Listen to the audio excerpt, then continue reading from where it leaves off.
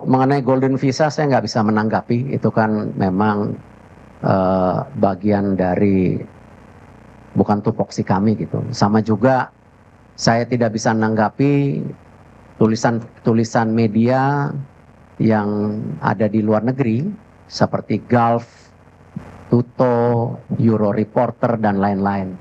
Ya tentu mereka punya penilaian sendiri dan saya rasa mereka punya pandangan sendiri. Saya juga nggak mau komen dengan hal-hal seperti itu. Tapi saya mengapresiasi itu yang saya atas seperti yang di New York Times juga ditulis oleh beberapa media luar negeri yang menyatakan bahwa pembangunan tim nasional Indonesia sudah ke arah yang baik dengan mensinkronisasi semua kepentingan di atas segalanya sehingga program ini transparan. Karena itu banyak sekali pemain-pemain berkualitas yang bergabung. Itu yang saya apresiasi. Kalau saya lihat memang dinamika ini cukup kompleks. Kalau saja waktu itu kita mengambil keputusan yang tergesa-gesa mungkin kurang baik juga.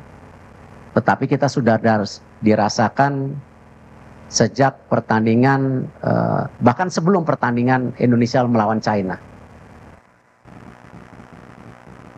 Ya, cuman waktunya terlalu mepet waktu itu. Waktunya terlalu mepet dan ya yang terbaik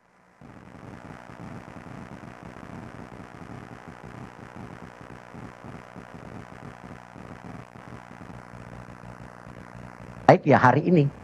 Karena kita masih punya waktu hampir 2,5 bulan untuk persiapan.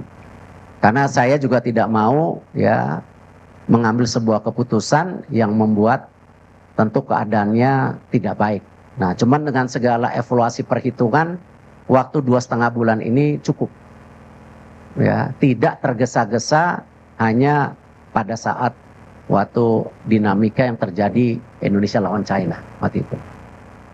Itu yang saya bisa sampaikan. Ya, Mbak. Terima kasih, saya Fitrianto dari Republika.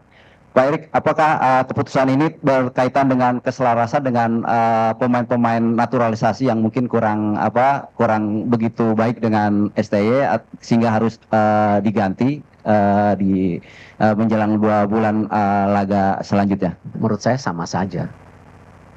Tapi kalau kita lihat sekarang dengan banyaknya di tim nasional yang bermain di luar negeri, tentu dinamika daripada masing-masing individu itu menjadi perhatian. Dan kalau kita lihat nanti salah satunya di tanggal 12 malam rencana ada pertemuan pemain-pemain tim nasional kita yang berkarir di Liga Indonesia untuk bertemu pelatih baru. Ya, kita nggak mau beda-bedain itu, tetapi perlu dinamika yang terjadi di komunikasi ini harus lebih merata. Ya, jadi tidak ada pemain juga yang terjebak pemain ini baik, pemain ini kurang. Menurut saya itu bukan judgement yang baik. Ya, tetapi kita harus melihat tim ini sebagai sebuah komposisi yang satu. Sama.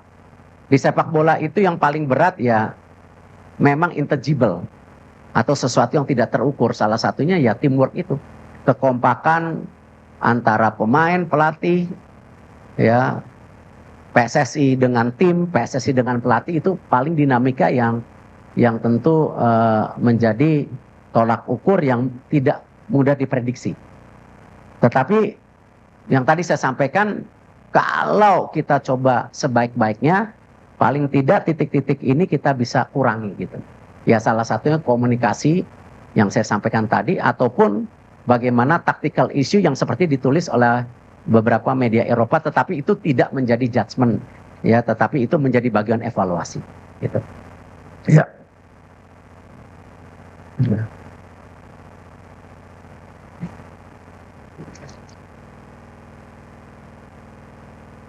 Baiknya, mau dibantu yang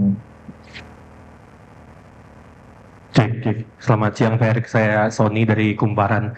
Pak, ingin bertanya terkait detail kontraknya Pak, apakah ini putus kontrak sepihak atau bagaimana? Kemudian adakah kompensasi yang harus dibayarkan PSSI terhadap Sintayong? Karena kita tahu sebelumnya sudah ada kesepakatan sampai 2027 ya Pak.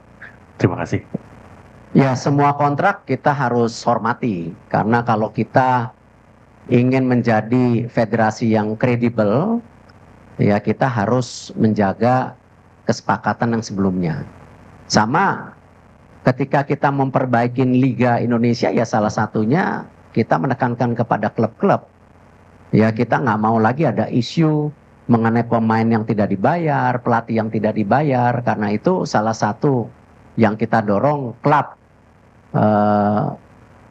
standarisasi klub yang ada di Liga, klub licensing itu kita akan terapkan di tahun depan, bahwa klub-klub yang melakukan pelanggaran itu tidak hanya dikurangin subsidinya tetapi poinnya.